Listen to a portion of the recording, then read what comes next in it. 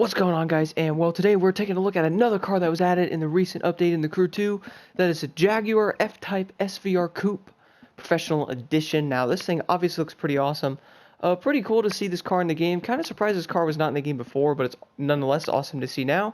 We're going to go right into the customization right away, though. I also wanted to mention this, guys. If you do want this car, you are going to have to buy the motor pass. There's no way to get this car for free. You will have to buy the pass for this vehicle.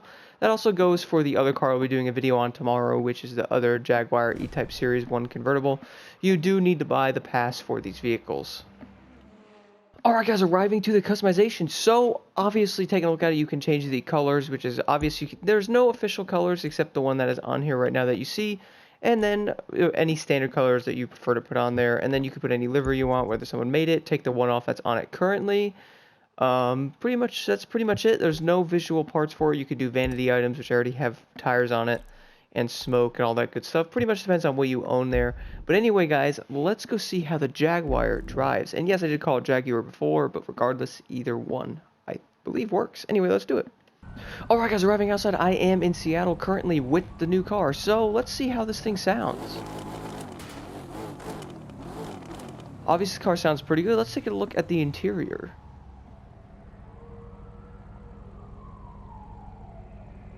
There it is. Obviously, it's pretty nice. Let's go drive it.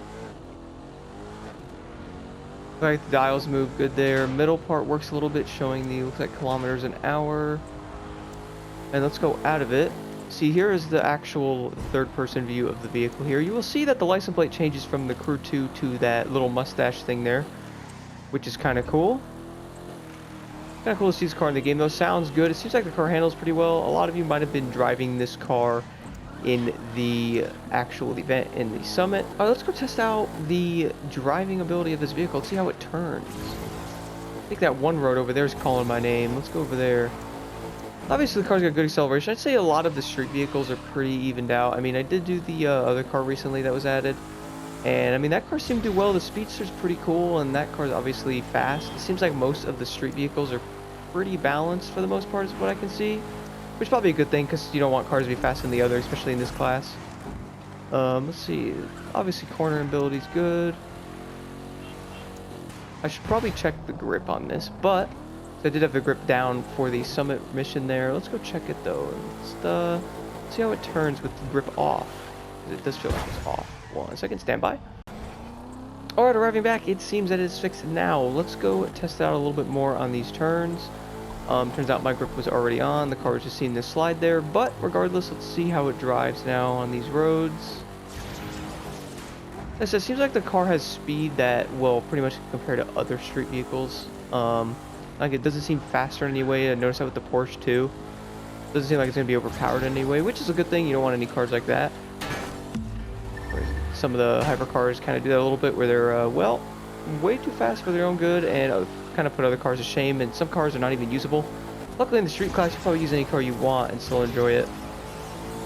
This car probably does well over 230, probably. I know some cars are normally around 235 to 245 normally in this street class. Some cars do a little more, but normally it seems like the sweet spot of their top speed. With Nitro Chemist, that is. Without it, might be a little harder to hit the top speed there, but this car's driving really well. In the Speedster video, I actually did a little, like, race, which is a sleeper. I'm not going to do that in this video, really no point, honestly. I'll just drive the car a little bit and see how it goes, a little overview of it. Like I said, the car sounds good. It's cool to see this car actually in the game. The car that was only in the game before was actually the CX-75 concept, which, to be honest, I really don't see that car used that often. So it'd be kind of cool to see other Jaguars in the game now that it might actually be used. This car's pretty cool. I know a lot of people might have wanted the F-Type in here. Definitely a cool addition to the Crew 2, and looking forward to see what other cars they add in time. I'd have to say that a lot of people probably won't drive this car, honestly. I feel like a lot of people would drive the Speedster over it, because I do like how the Speedster feels. This car's alright. I mean, I'm not a huge fan of how it drives, to be honest. It's not bad. I'll do a little quick top speed run on this road here. Let's see what we can do with Nitro Chemist. So there's obviously 8 gears in this car, so if you are in manual, be ready to shift it all the time. Alright, let's see. Top speed.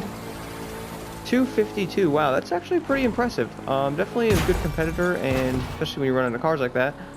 Definitely seems like the car's got good speed. I'd have to say that What's kind of weird is, and actually a good thing, is the car doesn't seem to struggle a lot like other cars do. I know some cars struggle sometimes when they're at higher speeds and they can't even get there honestly at times. This car doesn't seem to really have that issue, which is a good thing for it. Might actually give people a reason to use it. A lot of people might just be cruising around, but if you're like a competitive racer in street vehicles and you can use anything in a summit, let's say, you're probably not going to use this car, but there might be a possibility you may when it comes to street vehicles. Obviously, I feel like some are better than others. We have some new cars on the block, guys. These cars would be a great addition to the game, and like I said, it's kind of cool how the license plate flips there. Definitely haven't seen that. There it is. Kind of interesting how it flips. Probably take the livery off the car eventually. Probably a lot of people won't keep that on there. Anyway, guys, that'll pretty much sum it up for this car review. I don't want to overdo it to keep talking and ramble on in circles. If you want the car, like I said, you do got to buy the Motorpass, which is only 10 bucks. But if you do want the car, you do need to buy that. And, well, luckily the Bentley, which is level 49, is free, so that's a cool thing there. Anyway, guys, thank you so much for watching. And if you're interested, like I said, the car's 10 bucks basically. And, well, it seems pretty decent, but it's more the fact if you get the Motorpass, this car's kind of included. You're not really buying it for this unless you really like this car a lot. That'll pretty much do it, guys. Thank you so much for watching.